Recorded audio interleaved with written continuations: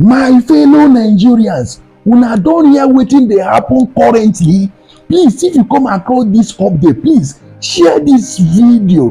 What I heard no be wetin I go fit talk with my mouth. Please, if you come across dis video, it is important that you lis ten to it. Mazi Nnamdi Kalu lawyer, barrister Ejimako have exposed a lot of things, and in one viral video he have come out to update Nigerians on how things have been going about this Mazi Nnamdi Kalu matter. Please lis ten to this update and share it so that other people can still lis ten to what I heard in this video and stay updated. Please enjoy it. I will be back to react on it. Ladies and gentlemen of the media, welcome to this impromptu press briefing by the legal team of Mazi Nnamdi Kalu. My name is Ejimako. I'm the special counsel to Mazi Nnamdi Kalu. On my left is Ejimako Esquire. Next to him is Jude Esquire. Next to him is Chidebere Nwodo Esquire. And on my right is Prince Mandela Umeboroku Esquire. Next to him is Ikenna Wangu Esquire.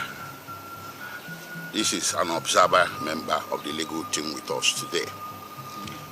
Welcome one more time.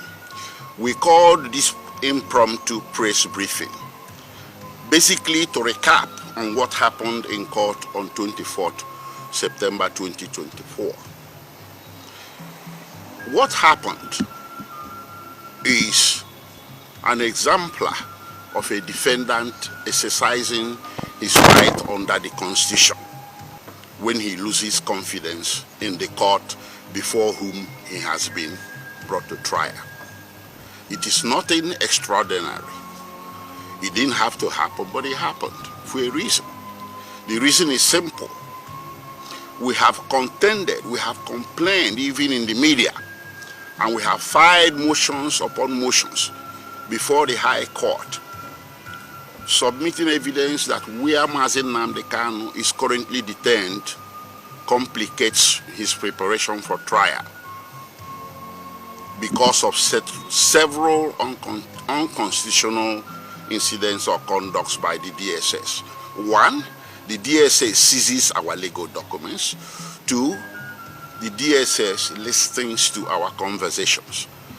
These things led to an extraordinary court order by the former Federal High Court judge handling this case that we be provided a clean room free from secret listening devices in order to be effective in preparing him for trial confidentially. That clean room was not provided, and the DSS continued to interdict our documents each time we go there. Under Section 36 of the Nigerian Constitution, this is wrong.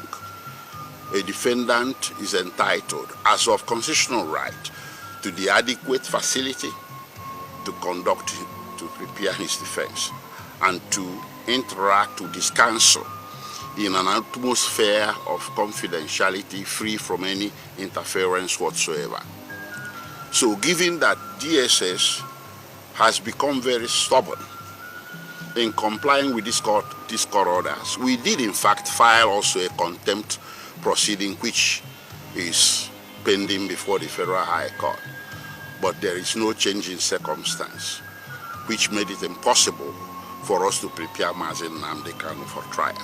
So when on 24 September, the judge insisted that trial must proceed in the face of all these anomalies, our client had no choice. Not we as counsel had no standing to recuse the judge. It was our client, the defendant, that has the constitutional standing.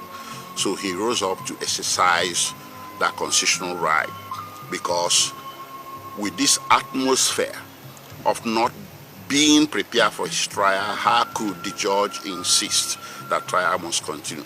That was exactly what led to the loss of confidence in the judge and the request for recusal. I'll stop here so far so that my other colleagues can give you other background to this case and why you are here today. Thank you. Thank you very much, gentlemen, and all lovers of freedom. My name is Nnamdi. I'm one of the lawyers to Mazi Nnamdi. A lot of people have been asking questions as to what happened in court in September 24th, 2024. And some people, including those in government cycle, tend to see it as a sign of disrespect to the judge and to the judiciary. We must clear the air. Everybody or any person who appears before a court of law must have that feeling of being in a secured environment where his or her rights will be protected. And not just protected, will be seen to being protected. Once you are before a court and you do not have that feeling that your fundamental right is being protected by the court, then you have the right to request the judge to recuse himself. And this can happen for so many reasons. There are reasons why Mazi Nnamdi had to take that very tough option of asking the judge to recuse herself.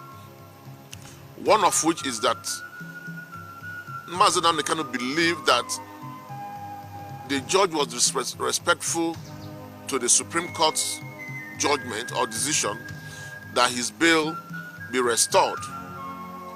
Mazi Nnamdi felt if a federal high court judge does not respect the decision of the Supreme Court, then there is no need standing trial before such a judge. Be that as it may, we feel the need to enlighten the public and to let everybody know that it was not an act of disrespect whatsoever to the Honorable Learned Justice Ejimako.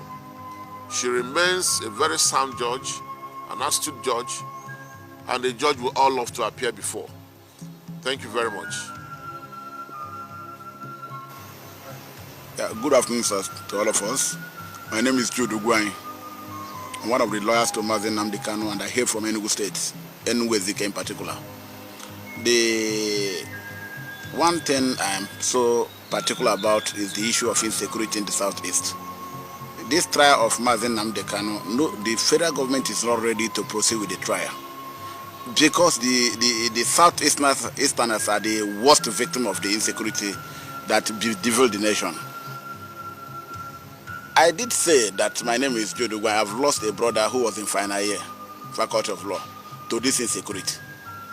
And one wonders, okay, what is the interest of federal government in not being open to trial?